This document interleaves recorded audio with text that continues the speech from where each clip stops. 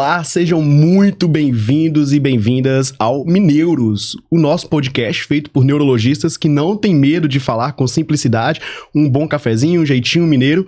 E eu sou o Igor, médico formado pelo FJF, neurologista pela Santa Casa.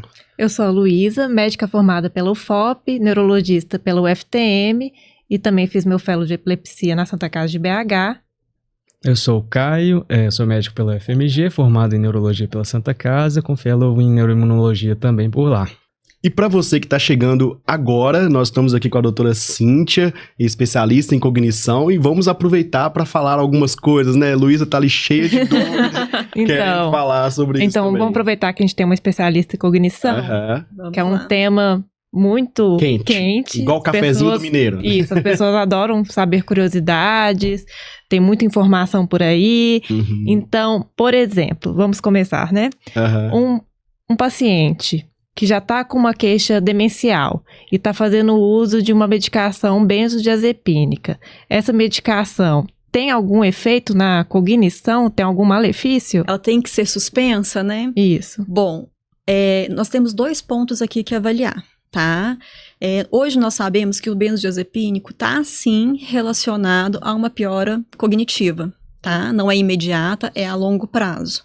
Então, um paciente que faz uso dos tarja preta, né, por um longo período, ele está em maior risco de desenvolver um quadro cognitivo lá na frente. Principalmente porque essa medicação, ela altera a arquitetura do nosso sono, que é o momento em que as nossas memórias estão sendo fixadas. Então, um sono com uma arquitetura diferente do normal diminui a fixação de memórias e implica em outras consequências para esse paciente lá na frente, realmente pode estar relacionado com o quadro demencial. Uhum. O segundo ponto que a gente tem que tomar cuidado é que, em geral, quando a gente fala de demência, a gente está falando de pacientes idosos, né? E a gente tem que lembrar que em pacientes idosos, os benzodiazepínicos, eles estão associados ao maior risco de queda, fratura, trauma craniano, né? Então, isso é uma outra questão também importante para a gente considerar. Então, assim, suspender ou não. Acho que sempre tem que ser conversado e a tentativa de suspensão sempre é válida. Mas é claro que a gente tem em mente que é uma medicação que cria dependência a longo prazo. Então, essa retirada, ela tem que ser lenta, gradual, muitas vezes a gente tem que substituir por outra medicação, e é muito importante que a gente entenda o melhor momento para fazer isso, porque se o paciente está demenciado com um transtorno de comportamento muito grande, e você começa a tirar a medicação, isso pode piorar a agitação, a agressividade, né, e aí dificultar o cuidado da família. Sempre é válido retirar, mas a gente tem que observar essas questões. Individualizar, né? Individualizar. Outro mito, ou não vamos dizer que talvez não seja mito, aí você vai nos responder. Esquecer é normal da idade? E esse é um mito que a gente tem que acabar com ele, gente. Não é normal um idoso esquecer. Tá? É muito comum a gente ouvir assim, a vovó esquece mesmo, mas ela é da idade, ela tá velhinha, né? Não. O ideal é que a gente envelheça mantendo a memória intacta. Eu sempre falo assim, Roberto Marinho, Oscar Niemeyer trabalharam até o dia da morte com mais de 100 anos. Isso é o normal, tá?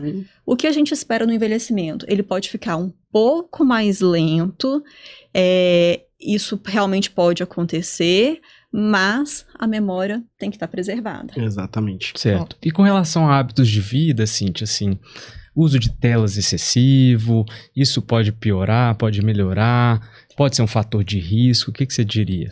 A gente tem que tomar um certo cuidado com as telas hoje, porque a gente está passando por um período de quase um vício em telas, né? A gente sabe que aquela questão de ficar, né, passando ali o feed infinito está relacionado com liberação de dopamina e neurotransmissores que trazem prazer. E isso realmente pode criar um vício. Em pequenas doses, para que o nosso paciente, o idoso, o familiar, se atualize das notícias do dia, né?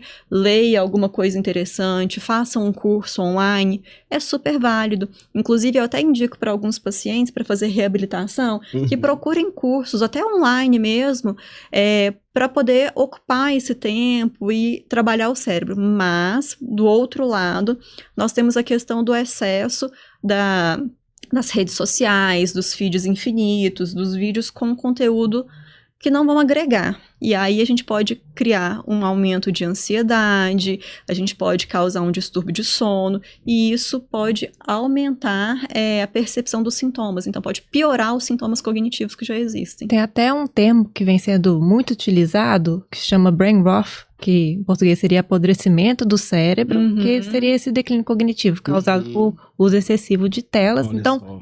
assim, não está muito bem definido especificamente, mas tem uma correlação de uso excessivo de telas. Fadiga mental também. A gente não tem, assim, ainda uma definição clara se isso causa demência, mas a gente já sabe que exacerba sintomas principalmente emocionais que pioram os sintomas da demência. E é interessante a gente usar o termo demência, porque aí vem um outro mito também, né? Toda perda de memória é Alzheimer? Isso é uma questão. É muito comum, às vezes, a gente falar assim, a gente encontrar algumas pessoas assim, meu pai tem Alzheimer ou demência? Né? Ou então, meu pai não tem Alzheimer, ele tem demência. Infelizmente, existe um estigma em cima da palavra Alzheimer, né? Bom, o que a gente consegue, o que a gente precisa diferenciar aqui? Demência é um termo técnico para apresentação clínica, quer dizer, para os sintomas que o paciente apresenta. Então, toda vez que o paciente começa a perder habilidades que ele tinha antes e começa a ficar dependente dos familiares, né, do cônjuge, a gente está falando de demência. Funcionalidade, né? Funcionalidade, perdendo a funcionalidade. Quando a gente fala em causas para demência, nós temos várias doenças diferentes. E aí o Alzheimer é a mais comum, mas não é a única. Até no Brasil tem a questão vascular, né? Nós temos vários pacientes com AVC, diabetes e tudo mais, né? Sim. E outro mito ou verdade que é muito frequente, uma dúvida, é se o COVID tem alguma relação com o declínio cognitivo. O que você sabe de base científica sobre isso? É verdade? Então, isso aí é uma pesquisa, né? São pesquisas que estão acontecendo agora, né? A COVID é uma doença muito recente, mas nós já temos pesquisas em andamento, tem até uma colega nossa que faz doutorado em cima disso, lá em São Paulo, e ela traz muitas notícias pra gente.